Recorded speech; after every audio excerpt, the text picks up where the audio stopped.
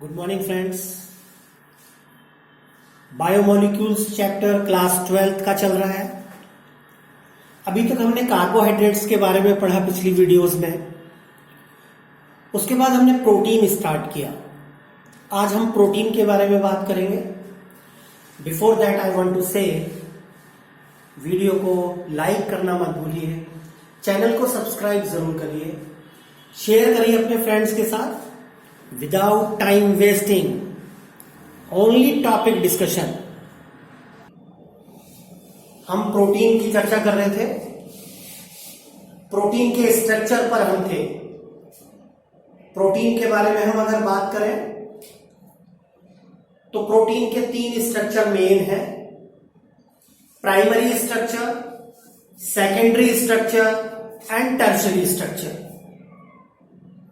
Primary structure में हमने पढ़ा अल्फा अमीनो एसिड्स एक डेफिनेट सीक्वेंस में लगे होते हैं। अल्फा अमीनो एसिड्स एक डेफिनेट सीक्वेंस में लगे होते हैं और वो सीक्वेंस कभी नहीं बदलती। अगर वो सीक्वेंस बदली तो फिर प्रोटीन का नेचर भी बदल जाएगा। तो प्राइमरी स्ट्रक्चर क्या हुआ? जब alpha amino acid definite sequence में लगे हों, चाहे असेंशियल अमीनो एसिड हो चाहे नॉन असेंशियल अमीनो एसिड हो, वो सीक्वेंस किसी भी प्रोटीन में कभी नहीं बदलती। सेकेंडरी स्ट्रक्चर की बात करें तो there are 2 type of secondary structures.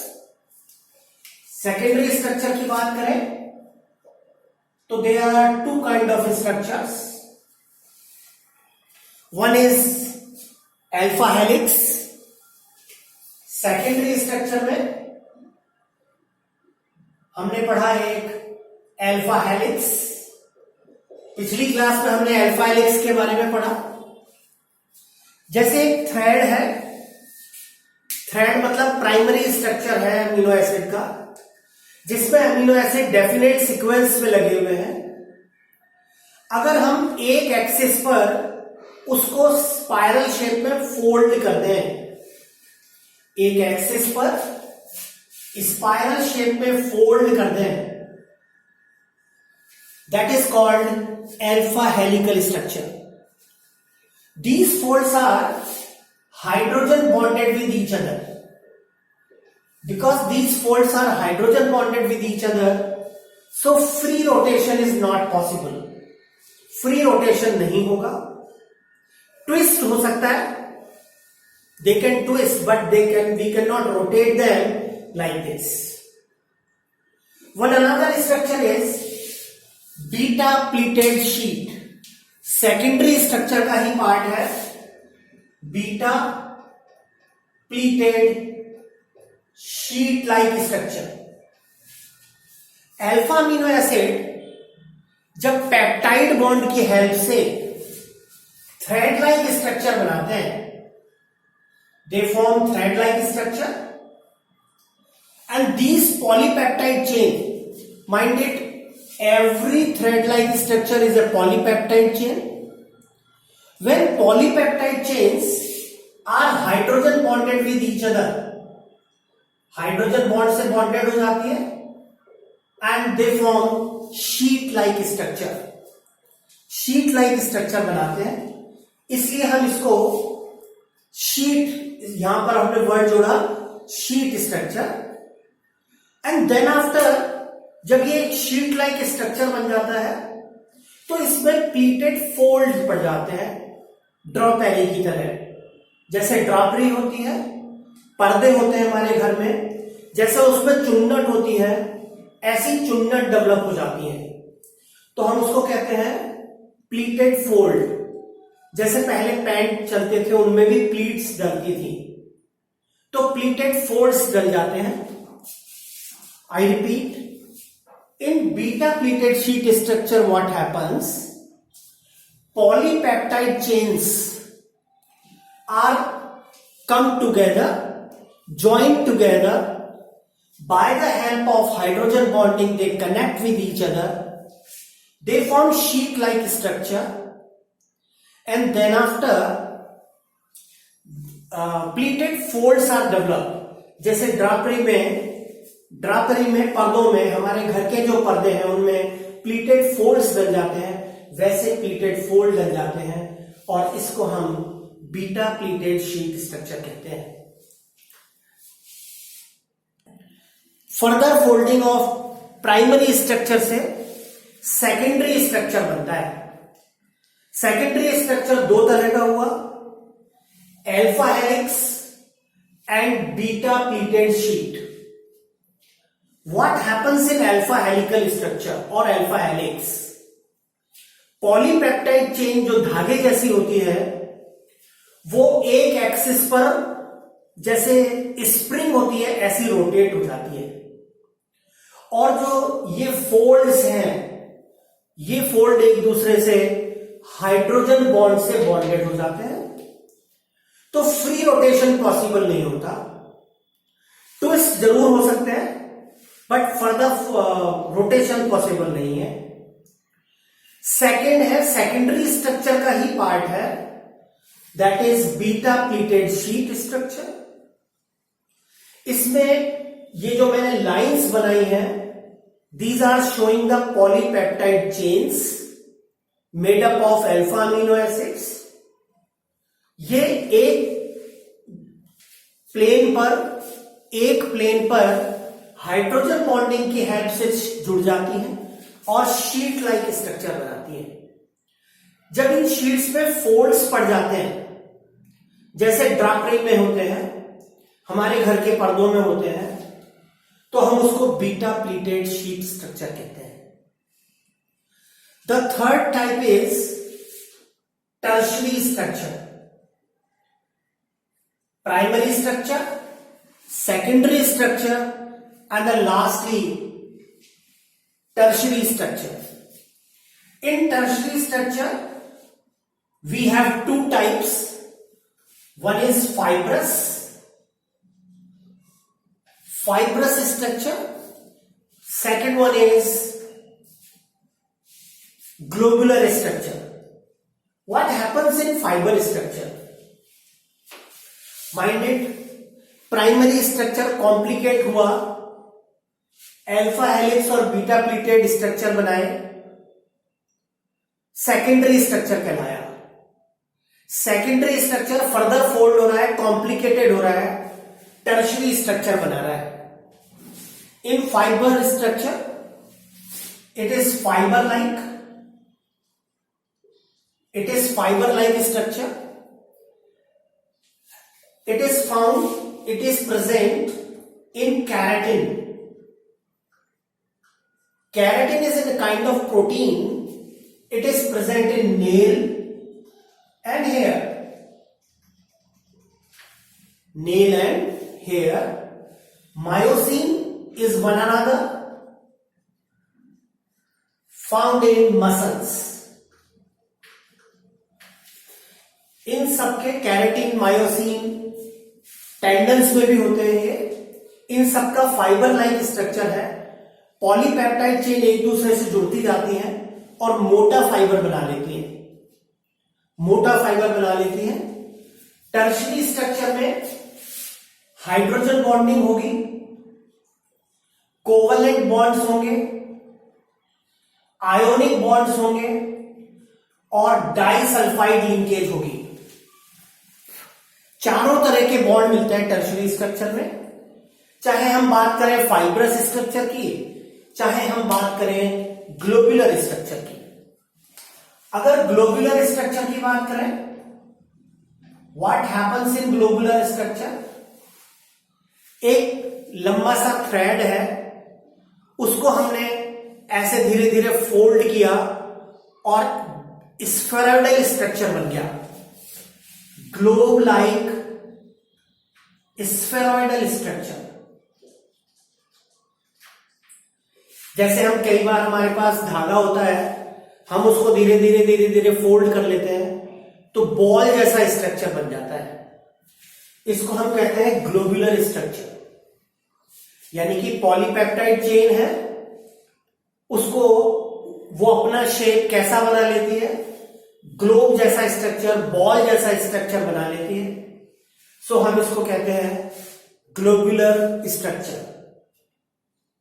In globular structure में भी हाइड्रोजन बॉन्डिंग प्रेजेंट होगी, कोवलेंट बॉन्ड्स भी होंगे, आयोनिक बॉन्ड्स भी होंगे और डाइसल्फाइड लिंकेजेस भी होंगी। Tertiary structure sometime convert into quaternary also, वो थोड़ा और कॉम्प्लिकेटेड हो जाता है, इसलिए हम उसको क्वाटरनरी स्ट्रक्चर कहते हैं। अगर प्रोटीन की बात करें तो प्रोटीन में डीनेचुरेशन भी पॉसिबल है। How we can define the denaturation? By chemicals or by temperature. When protein loses its biological nature, biological nature को छोड़ दे, उसका बायोलॉजिकल नेचर बदल जाए तो हम उसको डीनेचुरेशन ऑफ प्रोटीन कहते हैं। जब कोई प्रोटीन केमिकल्स की वजह से, टेम्परेचर की वजह से अगर अपना बायोलॉजिकल नेचर छोड़ देती है तो हम उसको डीनेचुरेशन ऑफ प्रोटीन कहते हैं। जैसे फॉर एग्जांपल हम लोकल लैंग्वेज में बात करते हैं दूध को फाड़ना। दूध is a wonderful example of proteins. Casein नाम की प्रोटीन होती है, मिल्क में केसिन नाम की प्रोटीन होती है, इसीलिए कहा जाता है दूध पीना चाहिए। जब दूध को फाड़ लिया जाता है by using acid, tartaric acid, तो दूध फट जाता है, दूध डीनेचर्ड हो जाता है। इसी तरह से एग को जब हम बॉईल करते हैं, सिंपल एग को, एग का जो व्हाइट पार्ट है that is having albumin protein. जब हम उसको एग को पानी में बॉईल करते हैं तो आप देखते होंगे जो liquid albumin part normal stage में होता है वो सॉलिडिफाई हो जाता है, वो उसका डीनेचुरेशन कहलाता है। हमारी स्किन भी प्रोटीन है, अगर वो कहीं से जल जाए, एक तो सुपरफिशियली जलती है जिसमें फफोले पड़ जाते हैं, ऐसे नहीं, ज्यादा जल गई तो आप देखते होंगे जब दूसरी स्किन आती है तो उसका टाइप नॉर्मल पहले वाली स्किन से डिफरेंट होता है, उसको भी हम डीनेचुरेशन ऑफ प्रोटीन बोलते हैं। कभी कभी प्राइमरी स्ट्रक्चर मेंटेन भी हो सकता है। अगर प्राइमरी स्ट्रक्चर मेंटेन है तो सेम स्किन आएगी, सेम। और अगर प्राइमरी स्ट्रक्चर चेंज हो गया है, अल्फा अमीनो एसिड्स का सीक्वेंस बदल गया है, तो फिर different kind of protein will come, different kind of skin will come. This is known as denaturation of proteins. Okay, now we will talk about the nucleic acids. Nucleic acids के बारे में भी आपने लोअर क्लासेस में जरूर पढ़ा होगा। Nucleic acid दो टाइप के हैं, एक DNA and one another is RNA. DNA की फुल फॉर्म की अगर बात करें तो deoxy ribose nucleic acid, ribose nucleic acid, deoxy ribose nucleic acid. RNA की फुल फॉर्म की बात करें तो ribose nucleic acid, deoxyribose nucleic acid and ribose nucleic acid. These two nucleic acids are present in all living organisms. सबसे पहले हम बात करेंगे DNA, deoxy ribose nucleic acid की बात करेंगे। Deoxy ribose nucleic acid is made up of nucleotides. Deoxyribose nucleic acid is made up of nucleotides. Nucleotides से मिलकर बना होता है। Nucleotides are made up of three things. One very important thing is nitrogenous base. Nitrogenous base से मिलकर बना है. Second thing is pentose sugar is present in it. Pentose sugar का मतलब 5 कार्बन शुगर, और डीएनए में वो 5 कार्बन शुगर, डीएनए में वो 5 कार्बन शुगर राइबोज होगी. And the third thing is phosphate group PO4-3. ये तीनों चीजें मिलके एक न्यूक्लियोटाइड बनाती हैं, single nucleotide. Nucleotide is made up of nitrogenous base, pentose sugar and phosphate group. Nitrogenous base are of 4 type. One is adenine, guanine, cytosine and thymine. Adenine, guanine, cytosine and thymine. इन चारों में से एक nitrogenous base, एक ribose sugar और एक phosphate group मिलकर एक nucleotide बनाता है. कितने? एक नाइट्रोजिनस बेस होगा इन चारों में से, एक राइबोज शुगर होगी और एक फॉस्फेट ग्रुप होगा. वो तीनों मिलकर बनाएंगे एक nucleotide. Now what is the structure of DNA? Structure of DNA was given by Watson and Crick. Watson and Crick given the structure of DNA. Watson and Crick.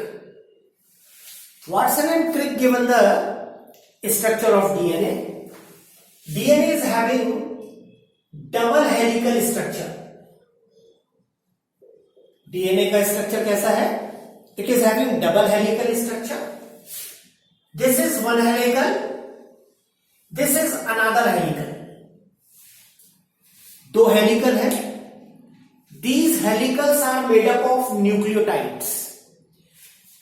एक न्यूक्लियोटाइड दूसरे से, दूसरा तीसरे से, और इस तरह से हजारों न्यूक्लियोटाइड जब आपस में जुड़ जाते हैं तो एक हेलिकल बनता है. एक हेलिकल दूसरे हेलिकल से डबल हेलिकल हो जाता है. कैसे होता है? यहां पर एडेनिन थाइमिन से जुड़ती है. यानी कि अगर एक हेलिकल पर यहां एडेनिन है तो दूसरे हेलिकल पर सामने थाइमिन होगी, and they will join together by double hydrogen bond. किससे जुड़ जाएंगे? डबल हाइड्रोजन बॉन्ड से. And cytosine is connected with guanine, and cytosine and guanine are connected with each other by the help of triple hydrogen bond. Adenine हमेशा thymine से जुड़ेगी, thymine हमेशा adenine से जुड़ेगी, एक ही बात है. साइटोसिन हमेशा गुआनिन से जुड़ेगी और गुआनिन हमेशा साइटोसिन से, एक ही बात है. अगर हम बात करें, एक हेलिकल की डिस्टेंस 34 एंगस्ट्रॉम होती है. एक हेलिकल की डिस्टेंस या हाइट कह सकते हैं, यहां से लेकर यहां तक की डिस्टेंस 34 एंगस्ट्रॉम होगी, और इसमें टोटल 10 न्यूक्लियोटाइड्स होते हैं. 10 nucleotides are present in one helical. Sequence of nitrogenous base अलग अलग लिविंग ऑर्गेनिजम्स में अलग अलग हो सकती है. हो सकता है किसी में, मैं लेफ्ट वाले हेलिकल की बात कर रहा हूं, लेफ्ट वाले हेलिकल की, हो सकता है किसी में सीक्वेंस ATCGGTA हो, एक हेलिकल की सीक्वेंस, नाइट्रोजनस बेस के एक हेलिकल की सीक्वेंस हो सकता है किसी में ये हो, दूसरे में अलग होगी, तीसरे में अलग होगी, इसीलिए हम सबकी शक्ल अलग अलग होती है। बहुत रेयर केस ऐसे होते हैं जब शक्ल बिल्कुल एक जैसी हो, उसके बात करने का तरीका, उसका बिहेवियर एक जैसा हो, वरना कुछ ना कुछ डिफरेंस आते ही आते हैं। तो अगर एक हेलिकल की डिस्टेंस नाइट्रोजनस बेस का अरेंजमेंट ये है, तो सामने वाले हेलिकल का सीक्वेंस क्या होगा?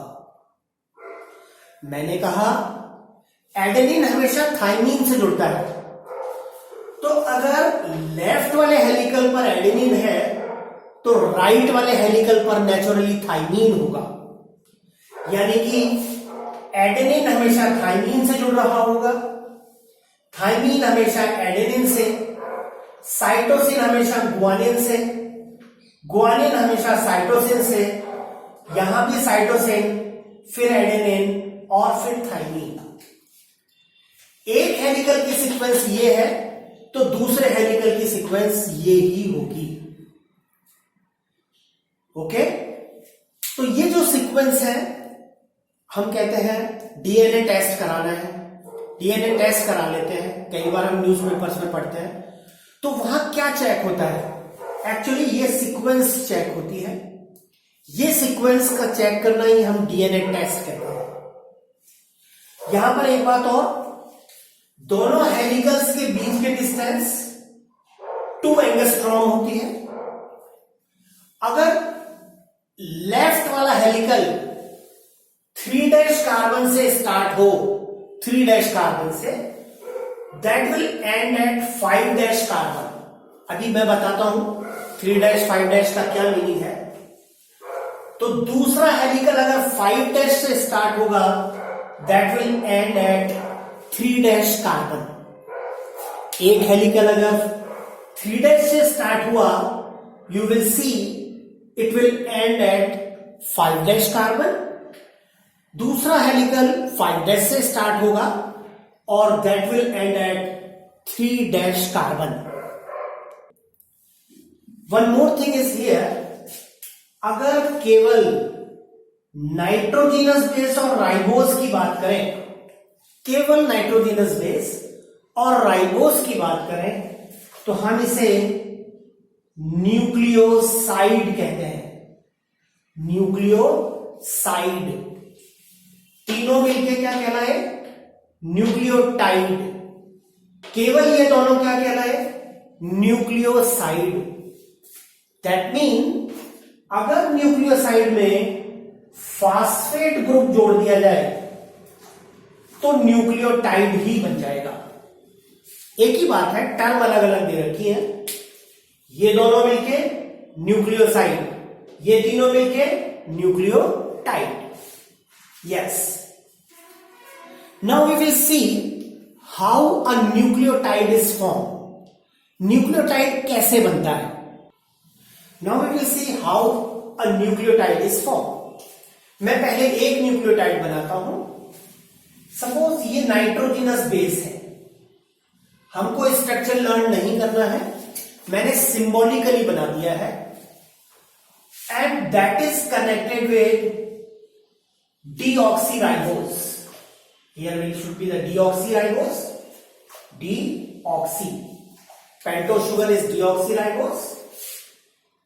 ये डीऑक्सीराइबोस से जुड़ा, this will be 1' carbon, 2' carbon, 3' carbon, 4' carbon, and this CH2 is 5' carbon.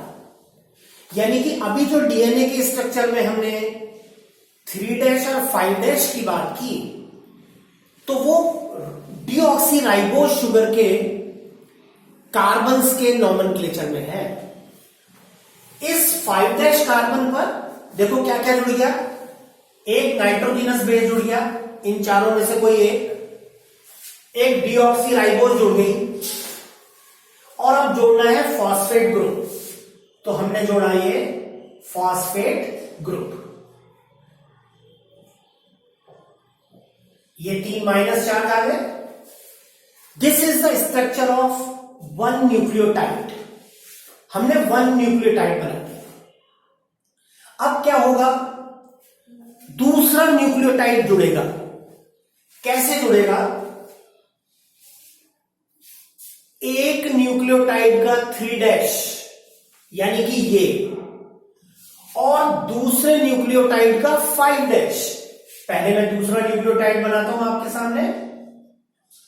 ये सेकंड न्यूक्लियोटाइड बनाया मैंने, ये इसका 5' कार्बन है, जैसे ये था 1', 2', 3', 4' और 5'।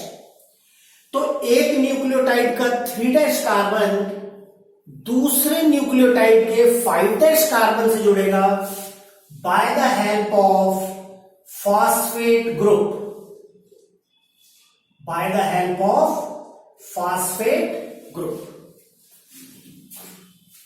ओके, यानी कि हमेशा how the nucleotide will connect with each other, तो एक न्यूक्लियोटाइड का 3' कार्बन दूसरे न्यूक्लियोटाइड के 5' से जुड़ेगा bye the help of phosphate group.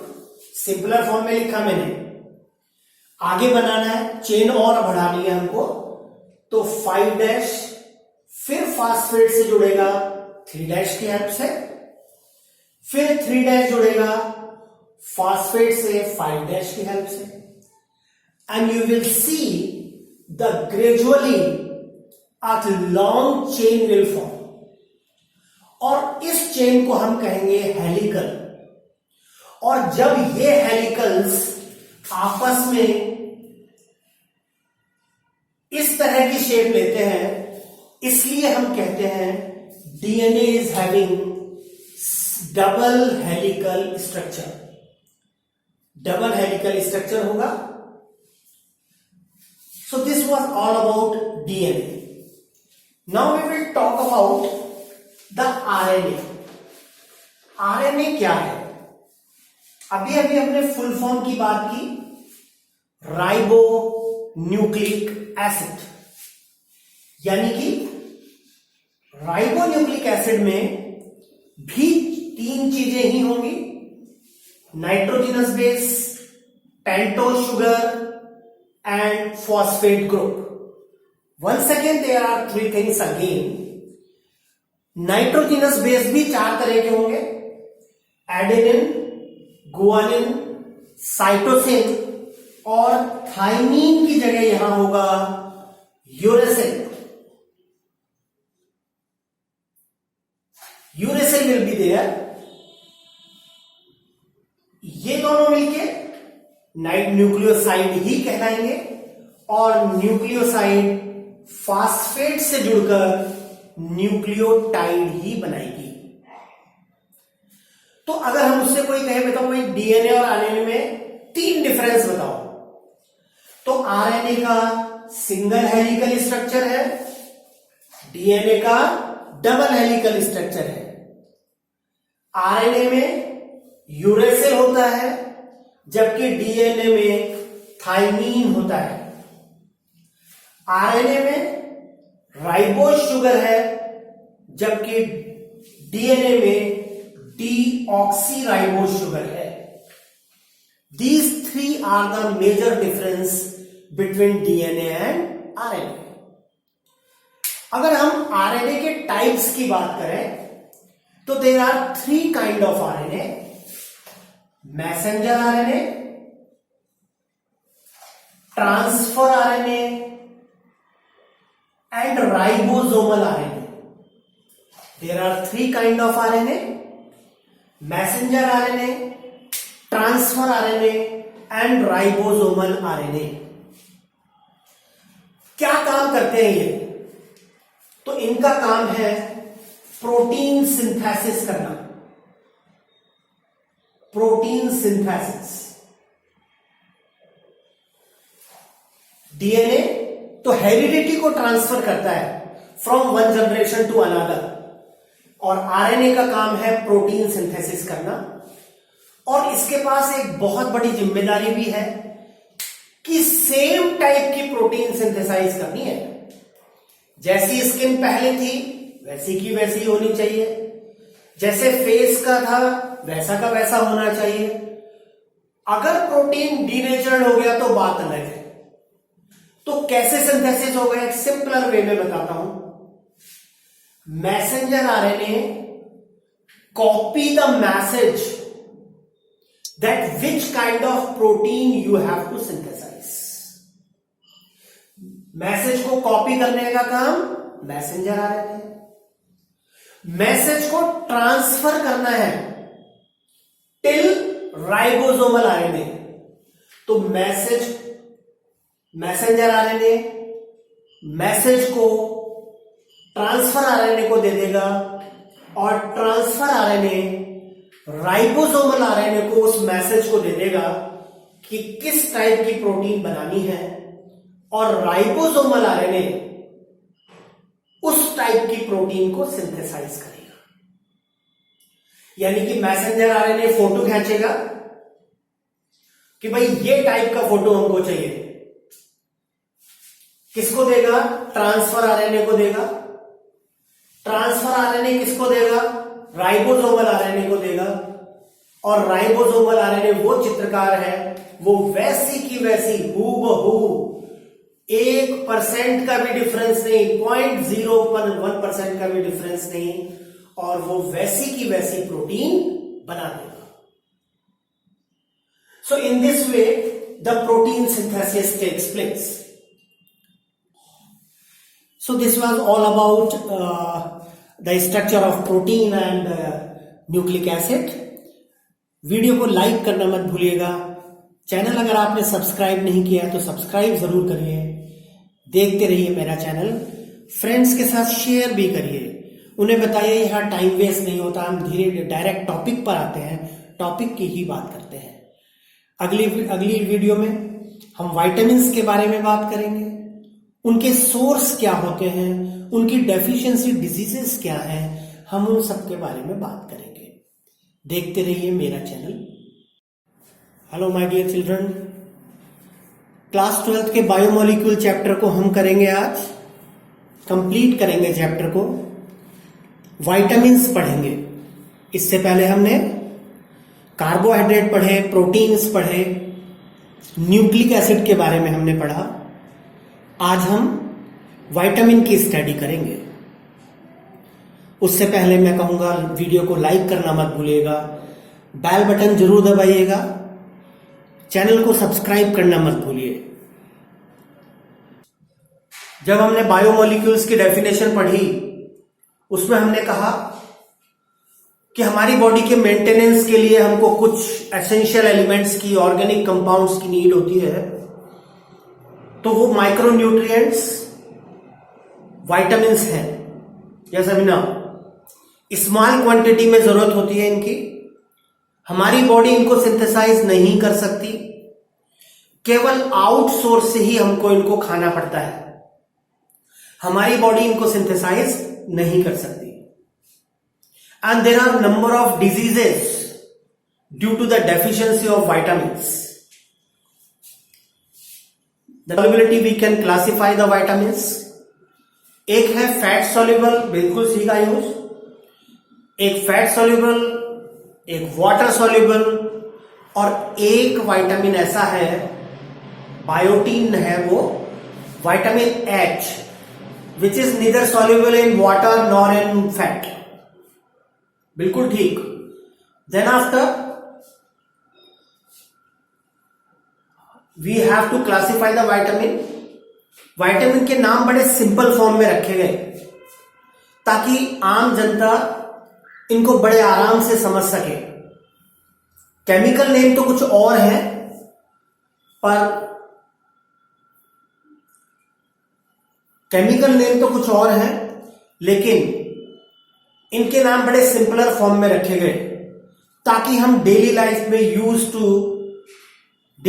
में हम इनको एक दूसरे से कम्युनिकेट कर सकें, डॉक्टर आपको समझा सके, हम उसको समझ सके। First of all we will define the vitamin. Vitamin क्या है? They are the organic compounds required for normal growth normal growth के लिए, नॉर्मल हेल्थ के लिए और न्यूट्रिशन के लिए जो ऑर्गेनिक कंपाउंड रिक्वायर्ड है वो विटामिन कहलाते हैं। The organic compound required for normal health, growth and nutrition are called vitamins except carbohydrate, protein, nucleic acid and hormones. Hormones भी बायोमोलिक्यूल में ही आते हैं। Only from outside we can have them. Our body cannot synthesize the vitamins. अगर common disease की बात करें, deficiency disease की बात करें, कॉमन, कोई कहता है भाई विटामिन की डेफिशिएंसी है, तो उसको हम अविटामिनोसिस कहते हैं, अविटामिनोसिस।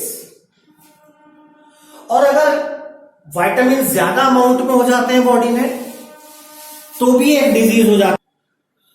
अगर विटामिन ज्यादा अमाउंट में हो तो भी एक डिजीज हो जाती है और उसको कॉमनली बोल देते हैं hypervitaminosis. Deficiency disease commonly avitaminosis. Excess amount में अगर हो जाता है, किसी को एग बहुत पसंद है, आप देखेंगे यहां हमने सोर्सेज लिखे हैं, green vegetable and egg is common in most of the vitamin sources.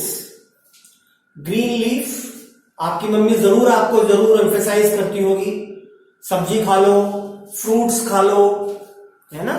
सब्जी और फ्रूट के ऊपर मम्मी का बड़ा जोर रहता है, खूब घी लगा के देती है मम्मी, है ना। ऑयल का भी मेंटेनेंस रखती है। वो सब विटामिन के लिए, विटामिन की कमी को पूरा करने के लिए है। तो common deficiency disease avitaminosis, excess vitamin disease is हाइपर विटामिनोसिस। As far as classification part is concerned, water soluble vitamins are vitamin B and C. Vitamin B and C are the water soluble. Fat soluble are A, D, E and K. A, D, E and K are the fat soluble. Vitamin H is neither soluble in water nor in fat, that is vitamin H. उसको हम क्या कहेंगे, vitamin H। जैसे एक question आ गया, मान लेते हैं बॉडी में कि our body can not store vitamin C. हमारी बॉडी विटामिन सी को स्टोर नहीं कर सकती। What can be the reason behind it? क्या रीजन हो सकता है? हमारी बॉडी में विटामिन सी स्टोर क्यों नहीं हो सकता? विटामिन बी भी स्टोर नहीं हो सकता, because they are water soluble. As we will eat orange and naturally in whole water we will take water also, तो क्या होगा, विटामिन सी और बी वाटर सॉल्युबल होंगे और हमारी बॉडी से एक्सक्रीट होते रहेंगे। तो नेचुरली विटामिन बी और सी हमारी बॉडी में स्टोर नहीं होंगे, but A, D, E and K can be store in our body. Now we will talk about the vitamin sources and their deficiency disease. आज आप जब ये पढ़ेंगे तो आपके मन में जरूर आएगा कि यार मुझे ग्रीन वेजिटेबल्स खानी चाहिए, मुझे घी खाना चाहिए, सब कुछ लिमिटेड अमाउंट में। नहीं खाया एविटामिनोसिस, ज्यादा खाया हाइपर विटामिनोसिस। तो सब कुछ एक लिमिटेड क्वांटिटी में। ऑरेंज खा रहे हैं, पता चला 12 ऑरेंज खा गए, है ना, एक दो orange is sufficient for our body. सबसे पहले बात करें विटामिन ए की। ए कहां कहां से मिलता है? मम्मी सुबह शाम आप लोगों को जरूर कहती होगी, बेटा दूध पी जा, दूध पियो, बटर खाओ। अगर नॉन वेजिटेरियन है तो एग खाने के लिए भी खूब एम्फेसाइज करती होगी। पर कौन सा वाला एग खाना है? कच्चा अंडा खाना है, बॉईल करके और फ्राई करके नहीं। तो विटामिन ए के सोर्स हुए मिल्क, बटर एंड एग। और डिजीज बहुत ही डेंजरस है, नाइट ब्लाइंडनेस हो जाती है। नाइट ब्लाइंडनेस हो जाएगी, हमको रात को दिखाई देना बंद हो जाएगा। ऐसी ही एक डिजीज है ज़ीरोफ्थेल्मिया, वो भी हो सकती है। आजकल चूंकि अवेयरनेस ज्यादा है तो इनकी प्रोबेबिलिटी काफी कम हो गई है। Simran is also joined us today. आपने एक नाम जरूर सुना होगा, कई बार डॉक्टर प्रेस्क्राइब करता है, विटामिन बी कॉम्प्लेक्स। एक बार बोर्ड में क्वेश्चन आया, हम कहते हैं vitamin B complex, what is complex in it? क्या कॉम्प्लेक्स है इसमें? तो सिंपल मीनिंग है, vitamin B is the mixture of number of B vitamin Bs. किस किस का मिक्सचर है? B1, B2, B12, B6। इन सबका चूंकि ये मिक्सचर है विटामिन बी कॉम्प्लेक्स के कैप्सूल भी आते हैं। तो कॉम्प्लेक्स वर्ड सिर्फ ये डिनोट करता है कि ये काफी सारी बी विटामिन का मिक्सचर है, इसीलिए हम इसको केवल बी कॉम्प्लेक्स कह देते हैं। अगर B1 की बात करें तो ये यीस्ट में मिलता है, सीरियल्स में मिलता है और ग्रीन वेजिटेबल तो आपको हर जगह मिलेगी। दालें आपको खानी चाहिए। यीस्ट, जैसे हम खमन ढोकले बनाते हैं, इडली सांभर बनाते हैं, तो यीस्ट डाल के हम उसको फर्मेंट करते हैं, फर्मेंटेशन करते हैं, और इससे बेरी बेरी डिजीज हो जाती है और लॉस ऑफ एपेटाइट भी हो सकता है। विटामिन B2 की बात करें, it is found in egg, it is found in liver and green vegetables. Cracked lips हो सकते हैं, लिप्स कभी कभी बहुत ज्यादा फटते हैं, कुछ लोगों के क्रैक्स आ जाते हैं, उनमें ठीक ही नहीं होते, उसका रीजन विटामिन B2 है। स्किन डिसऑर्डर्स भी हो सकते हैं, पिंपल्स होना है ना, और ईचिंग होना, स्किन पे ईचिंग होना, ये भी इसके एग्जाम्पल हो सकते हैं। विटामिन B12 के बारे में हमने कोऑर्डिनेशन कंपाउंड में भी पढ़ा। केमिकली विटामिन B12 इज साइनोकोबालामीन, बहुत इंपॉर्टेंट है। पर्नीशियस एनीमिया नाम की डिजीज हो जाती है, खून की कमी हो जाती है। कहां कहां से मिल सकता है? मिल्क, लीवर, योक, इनसे मिल सकता है। कई बार पेरेंट आते हैं मेरे पास कि सर ये तो कुछ खाती ही नहीं है या खाता ही नहीं है, तो नेचुरली उनकी बॉडी उतनी स्ट्रांग नहीं होती, पर्नीशियस एनीमिया नाम की डिजीज हो जाती है, खून बनना कम हो जाता है, इसलिए वो डिजीज हो जाती। तो B12 जरूर खाएं। एक और बहुत इंपॉर्टेंट डिजीज मेरे नोटिस में आई, अभी मैंने एक डॉक्टर से बात की, कई लोगों को याद नहीं रहता, कई लोगों को याद नहीं रहता, वो बहुत जल्दी भूल जाते हैं, मेरे जैसे बहुत जल्दी भूल जाते हैं। वो अपना विटामिन B12 का टेस्ट जरूर कराएं। B12 की डिफिशियंसी से भी ऐसा हो सकता है। मिल्क, लीवर, योक, जैसा मैंने कहा एग खाना है, तो योक, एग में जो येलो पार्ट है वो विटामिन B12 से रिच है, और व्हाइट वाला जो पार्ट है हमने प्रोटीन में डिस्कस किया था, एल्बुमिन प्रोटीन है। तो हमारे रोजमर्रा की जिंदगी में आप देखते होंगे जो चीजें मम्मी बहुत जिद करके खिलाना चाहती है, पिलाना चाहती है, they are very rich of the vitamins. Milk की बात कर लें, ग्रीन वेजिटेबल्स की बात कर लें, फ्रूट्स की बात कर लें, सीरियल्स की बात कर लें, दालों की बात कर लें, all they are very important for us. B6 की बात करें, वही मिल्क, लिवर, लेग्यूम्स। लेग्यूम्स आप जानते होंगे, जितनी भी फलियां आती हैं, all they are legumes. They are leguminous plant कहलाते हैं वो, लेग्यूमिनस प्लांट। कन्वर्जेंस आ सकते हैं, हमारी लोकल लैंग्वेज में हम बाइटे बोलते हैं उसको। नर्वस डिसऑर्डर हो सकते हैं, यानी कि हमारी बॉडी पर कंट्रोल नहीं हो, मैंने यूं हाथ रखा, ये हाथ अपने आप हिल रहा है, this is nervous disorder. So we should be very careful about these things. Vitamin C citrus fruit में मिलता है। जितने भी खट्टे फ्रूट हैं, ऑरेंज है, मौसमी है ना, कीनू है, all they have vitamin C. Lemon तो रिच है बहुत ज्यादा।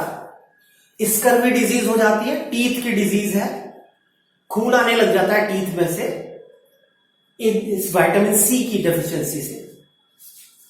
विटामिन डी की बात करें, फिश लीवर ऑयल पे मिलता है। कई बार डॉक्टर प्रेस्क्राइब करता है छोटे बच्चों को। आजकल की ये बहुत कॉमन प्रॉब्लम है। दो बहुत कॉमन प्रॉब्लम है आज की लाइफ की, विटामिन डी और विटामिन B12। बहुत कॉमन डिजीज मिलेंगी इनको आपको। सनलाइट से मिलती है, सनलाइट में बॉडी को रखना बहुत जरूरी है। ऑस्टियोमलेशिया हो जाता है, व्हाइट स्पॉट हो जाते हैं विटामिन डी की कमी से। बहुत ज्यादा कमी जब हो जाती है तो व्हाइट स्पॉट भी हो जाते हैं। अदरवाइज हड्डियां बहुत कमजोर हो जाती हैं, हड्डियां बहुत कमजोर हो जाती हैं, ऑस्टियोमलेशिया बोलते हैं। रादर झड़ना स्टार्ट कर देती हैं, अंदर ही अंदर हड्डियां झड़ती रहती हैं। विटामिन ई की बात करें, मिल्क और घी में मिलता है। मम्मी घी चुपड़ के देती है रोटी है? थोड़ा सा गर्ल्स ज्यादा केयरफुल होती हैं तो वो थोड़ा कम लगाती हैं।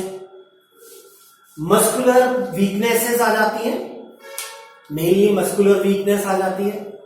जरा सा किसी ने हाथ मरोड़ा, ओहो लग गई। विटामिन के लीफी वेजिटेबल्स से मिलती है, वही green vegetable, leafy vegetables. Fish, meat में मिलता है। B12 भी मीट में खूब मिलता है। नॉन वेजिटेरियंस को B12 की डेफिशिएंसी बहुत कम होती है, पर वेजिटेरियंस में बहुत कॉमन मिलती है। इंपेयर्ड ब्लड क्लॉटिंग हो जाता है, ब्लड क्लॉटिंग टाइम बढ़ जाता है। जैसे मेरे कहीं लग गई तो नॉर्मल फॉर्म में बॉडी अगर 1 मिनट में क्लॉट बना देती थी, इसकी कमी होने पर वो 3 मिनट में क्लॉट बनाएगी। नेचुरली खून ज्यादा बह जाएगा, हमारी बॉडी को नुकसान होगा। तो vitamin K is also playing very good role. तो हमने विटामिन्स के बारे में पढ़ा माय डियर चिल्ड्रन। पिछली वाली वीडियोस भी देखिए, कार्बोहाइड्रेट से रिलेटेड ग्लूकोज का स्ट्रक्चर, प्रोटीन का classification, amino acids, nucleic acids के बारे में। देखते रहिए मेरा चैनल, अगली वीडियो जरूर देखिएगा। चैनल को सब्सक्राइब करना मत भूलिए, लाइक करना मत भूलिए।